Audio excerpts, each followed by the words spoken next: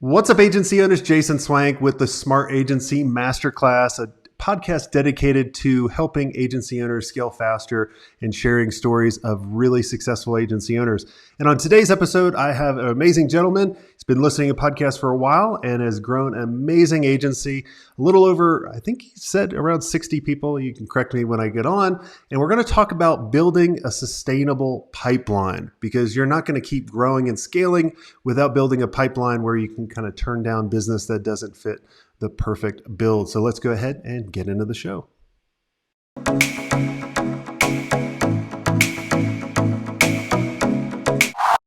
Hey, Jeff, welcome to the show. Hey, Jason, thanks for having me. Yeah, I'm excited to have you on. So tell us who you are and what do you do? Sure, my name is Jeff. I am the founder and president of Humor, a design agency that focuses on building memorable website experiences. Awesome. And how long have you been doing it? And what made you jump into this business?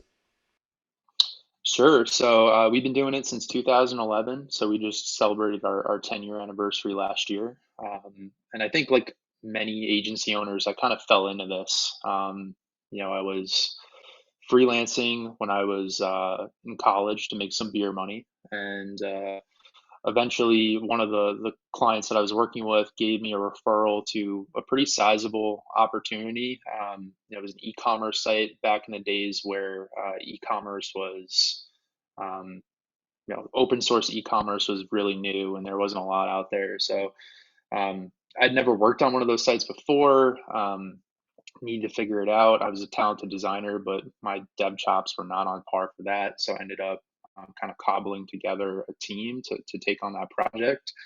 Ended up going super well. And then, that client eventually started handing over pretty much the keys to the kingdom and doing all their stuff. So, it was just kind of a natural progression from there. And then, the last 10 years are pretty much history. I always love listening to people kind of how they fall into it. I had a similar start where I remember pitching a deal where it was a heavy dev project, but I wanted the creative. And so I partnered with someone, which eventually became my partner at Solar Velocity. And it was kind of history from there. So it's kind of cool how you kind of start out as a freelancer, just kind of messing around. And then you're like, I can kind of turn this into a business. When you decided to turn this into a business, who were the first couple employees that you hired? Not names, but roles. Sure, yeah. So the first thing I did was, I got my co-founder, but one of my very best friends, Mike Cleary, started the business with me. He was probably my first recruit. I had a couple classmates that joined us that had different talents, and then I ended up going out and getting a couple of web developers on contract. It was sustainable for the client we had in front of us at the time. I kind of built the team around the needs of what that client was. But then when we quickly figured out was, that wasn't sustainable long term. So we've gone through a lot of different iterations as a company, and a lot of, paring down over time in terms of what we did. So that kind of shaped it. But yeah, those were the first few hires that we ended up making. When did you bring on project managers? Was that a big key for you? Yeah, too late. Is probably the short You answer. mean you and your partner were managing the projects? Yeah. For a couple of years, I was the sole project manager for the agency. I'd say it wasn't until year three that we hired a dedicated project manager. And you still have And hair? yeah, now we've grown. We have six project managers on staff and a director of projects. So things operate a lot more smoothly now than they did when we first started. But yeah, it took a while for me to let go of that responsibility, and then once I did, it was tremendous. Freedom on that. So let's kind of get Yeah. into what I teased everyone in the very beginning of the show, talking about building a sustainable pipeline. So let's start with kind of the challenge that you see or that you were having that you solved, because I I don't know. I'm just taking a guess, but I don't think you started out with a huge pipeline all the time. I'm sure it took a little while to build. No, so the challenge I see with agencies, I mean, there's two challenges. Like one, I think a lot of agency owners fall into the trap of just using whatever their immediate network is to try to get business. So that could be, contacts you made in a past life. It could be referrals from existing clients, but like there's just that kind of limited pool of who you're working with. Um, so that's challenge number one. Challenge number two is that agencies seldom spend enough time working on their own brand identity as an organization. So, they end up with these kind of, generic sites or generic marketing that you can kind of slap any logo onto, and you know, it can be any companies.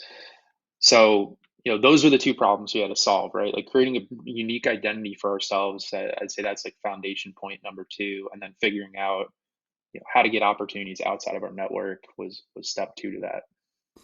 So let's talk about what were the things that you did in order to position the agency to look different and get people's attention. Let's start there, and then I guess you can transition whenever you want into, well, how did you get outside of your personal network?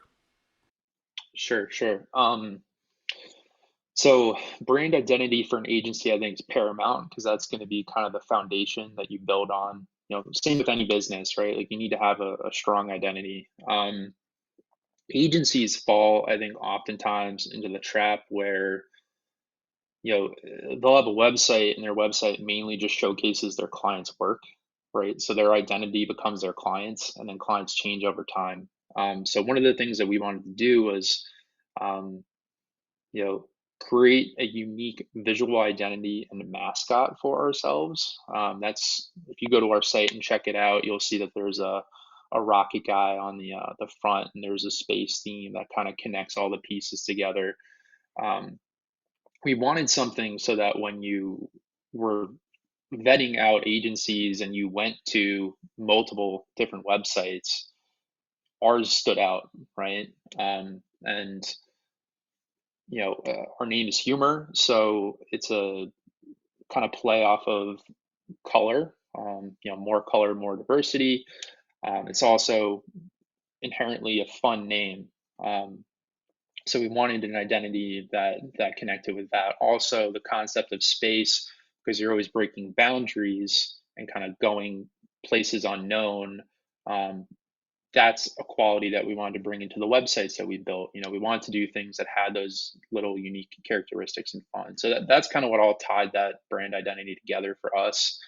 And it's been a huge differentiator for us.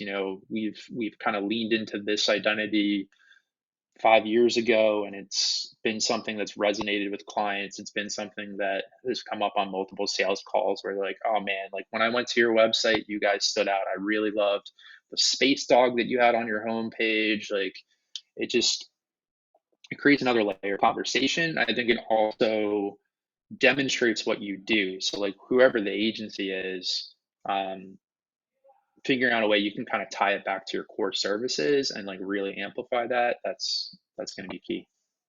Great. And how did you start? What were the stages, or what are the steps in order to start generating and building that pipeline outside of just word of mouth and referrals? Sure. So I like to think about it as long-term and short-term strategies, and I think everybody should have one of each to start. I think one issue that agencies and companies in general fall into is they try to do everything all at once and then do like a little bit, and nothing gains traction. All kind of just falls off.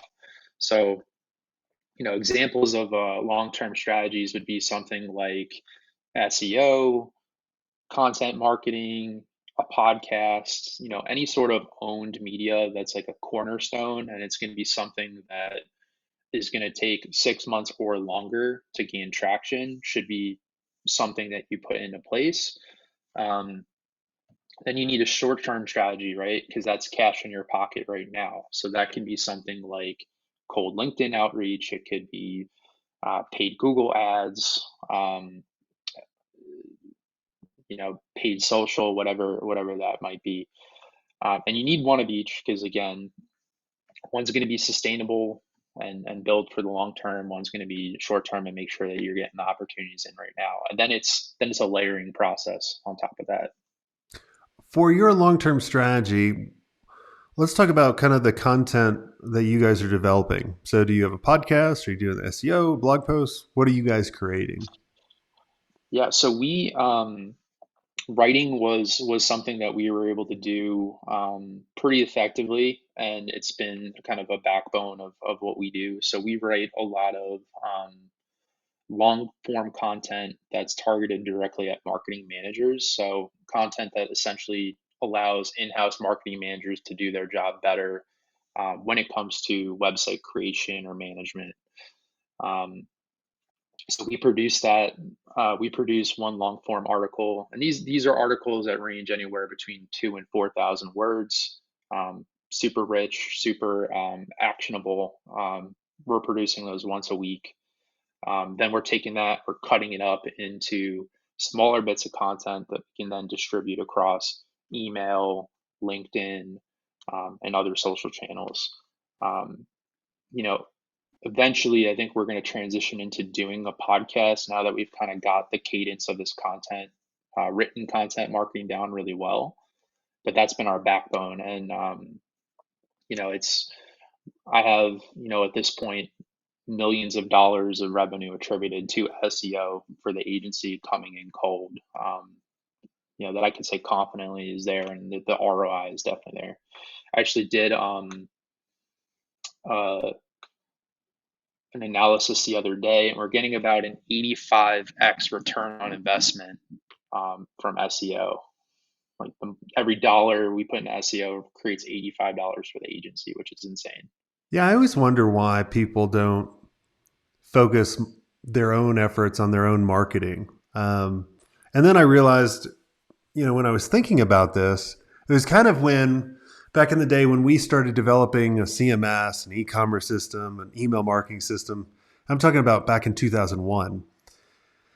And we were building out these technologies before really a lot of all the, I mean, it was really before even Google, I think. And we kept getting distracted by our client work, right? Hmm. Because I didn't have a dedicated team. So, how are you guys staying focused? Do you have someone in charge of your own marketing and treating it like a client, or do you do it like on downtime? Because we try to do it on our downtime, but we were always really good and in demand, and we never had downtime. Yeah, so we've been around for 10 years. The last 2 years has been much larger growth in a much shorter period of time. I directly attribute that to me making the leap and hiring people to actually take over the marketing in house. So we have a marketing coordinator who, is in charge of our content calendar and making sure that all the other bits and pieces are going out on time. We have dedicated writer who does the actual writing and surveys our team and gets those high level insights in there as well. We have a designer who's dedicated to just creating all the assets that go into all that content. Um, and most recently, we hired an SEO on the team now who's just focused on bolstering our SEO. And it's obviously a pretty big investment for an agency to make, but there are ways that you can, augment that maybe with freelance talent that you pay for, to get the traction there. But it wasn't until we actually made that investment and carved out that dedicated time that we really started to see those results go. And until you do that, if you are just kind of slicing off time here and there, you're never going to get that traction because you're not going to build that consistency, and your audience is not going to. Consistency is key with all this stuff. So you need that, and you need those dedicated people. So, and who do those four people, do they all report to you or your partner, or do you have someone in charge of that team that's actually So coming up with the strategy? so the sales and marketing team meet on a twice monthly basis. Every quarter, we meet as a group and we set essentially the content strategy for the quarter that's in front of us. Um, the marketing coordinator reports directly to me, but then all the other individuals report to the marketing coordinator. So that kind of helps streamline things a little bit more. And she really takes charge of everything going out and coming in content wise. Yeah, I know a lot of people listening, they'll be like, all right, well, man, I'm already maxed out. And what I've found, with hiring marketing people, is, and we're actively looking for kind of a marketing manager ourselves. So if you are a marketing manager out there, hit me up and tell me a little bit about what you got and how you can help us. But what I found, especially in the agencies, is I would get so busy if they relied on me to tell them what to do, we were screwed. And then they were just, these four people are sitting around, Mm-hmm. twiddling their thumbs. Where, a lot of you listening, what I would tell you is make sure that associate that, or whatever that marketing person that reports to you, make sure they're coming up with ideas. As stuff falls down on my desk. Yeah, I didn't start off day one having all those people. It was, finding the marketing coordinator who actually started off as a marketing intern as the first step, and working with her closely, and then over time, kind of promoting her up in the agency, and then bringing on more people to augment what she's able to do. Um, it was a process that worked for me. I know a lot of agency owners work similarly, where they'll kind of bring them in young and promote them up. So if it's a really cost effective way for you to start to get off the ground doing this stuff. Yeah, that's the beauty about why I love doing this show is there's 1,000 ways to do it. And if you just take little bits and nuggets from each little thing and use it as like a framework and test it out, eventually you'll figure it out quicker, rather than just kind of throwing shit at the wall. So, well, this Yeah. has all been amazing, Jeff. Is there anything I didn't ask you that you think would benefit the audience? The last thing I would say is just, don't procrastinate on working on your own brand as an agency. It's really important. It's going to be what allows you to succeed long term. Um, and if you're not investing in it, you're going to be stagnant. So make sure you make the investment, make that leap. I'm glad you called it an investment. A lot of people think it's a sunk cost when you hire a marketing person because they're not billable, especially if you divide, this team. And I'm also glad that you call it kind of a long tail. I don't think anybody listened to our podcast, our show, for a couple of years. Um, but this is our number one way that we meet amazing people. And I can't tell you how many times that when people, join the mastermind or buy the playbook, we always ask them a survey at the very end with two questions. What are you most excited about learning? What, how did you, why us? And almost every time they'll be like, we've been listening to the show for 2, 3, 4, 5 years. And I'm like, that's amazing. I mean, and a lot of people are like, well, how can you speed that up? I'm like, no, I don't want to speed it up. It's a great moat, to create around the so-called competition out there. So, but this is amazing. What's the agency website where people can go and check out this space theme and the dog and all that? Sure. Yeah. It's humor, HUEMOR.ROCKS. Awesome. Well, make sure you guys go there, check that out. Thanks so much, Jeff, for coming on the show. And if you guys enjoyed this episode, make sure you share it out with a friend or someone that is a digital agency owner. You'll help them out, you'll help us out.